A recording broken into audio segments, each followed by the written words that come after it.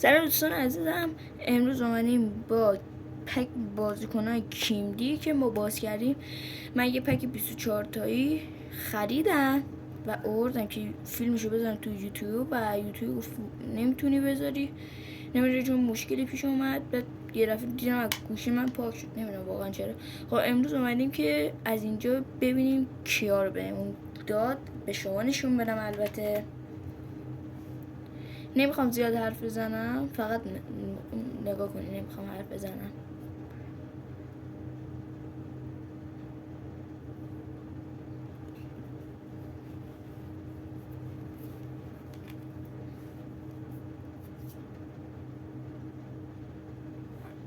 و دوستان شد 62 تا، حالا میگیم 24 تا چرا داری شده 62 تا؟ چون آخه چند تا من قبل خریده بودم و باشون جنگ زدم.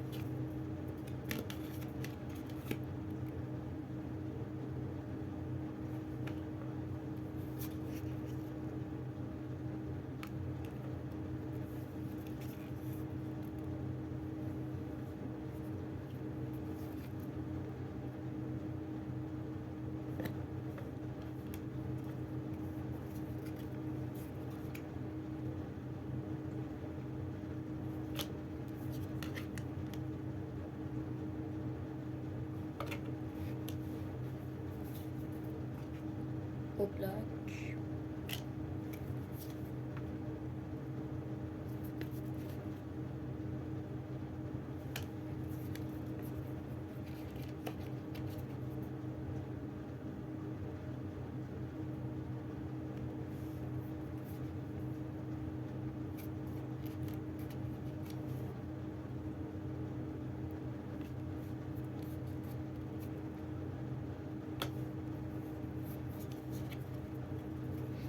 پوشکاش سلطان پوشکاش 93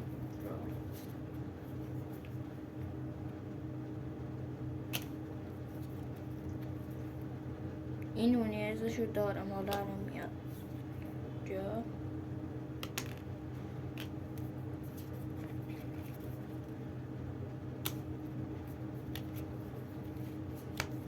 سدیومان کارت امضا، اولین کارت امضامون کاسیاس 96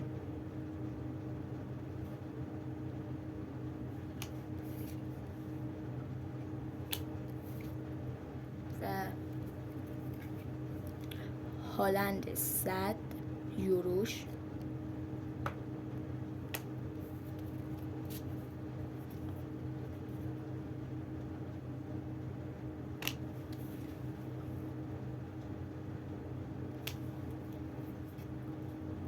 هم مربی است که امضاشو داشتیم، اینم خودشه، کارتشه و یک مربی دیگر. این بازیکن بالاخره ایرانیه.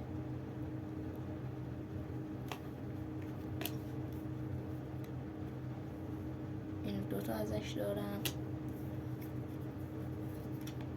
اینیستا 96 ببینید و مارادونای امضا خود مارادونا اورال 95 امضا شبیه کفشه و شماره 10 هم اونجا نوشته میکنی، اینجا شماره 10 نوشته و اینجا شبیه کفشه.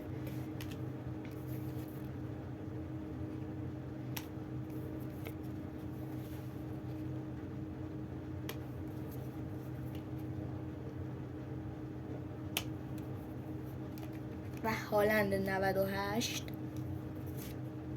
رودیگز نمیدونم کدومو میگن، کامنتو بهم بگین، رودیگز یا رودیگر. و اینجا کاسیاس امضا 95 ببینی کاسیاس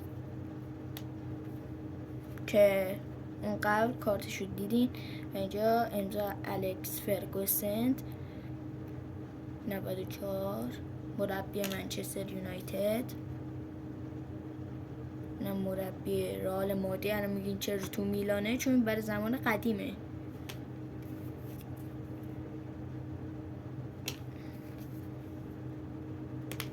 ببخشید. راموس رئال 93 و دروازه‌بان انگلیس 100 یوروش و نیمار ساحلی 100.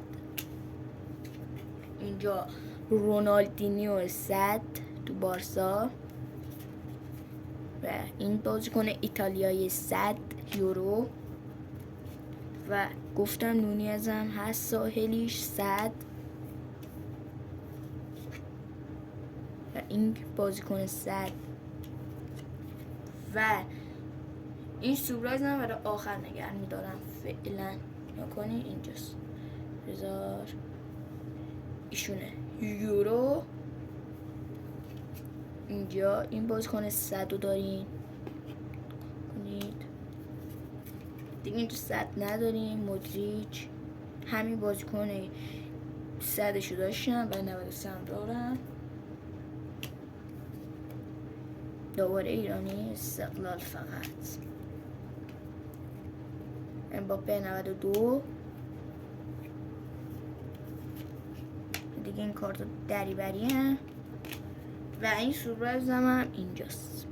نکنی دیرینگ رونالدو یورو 100.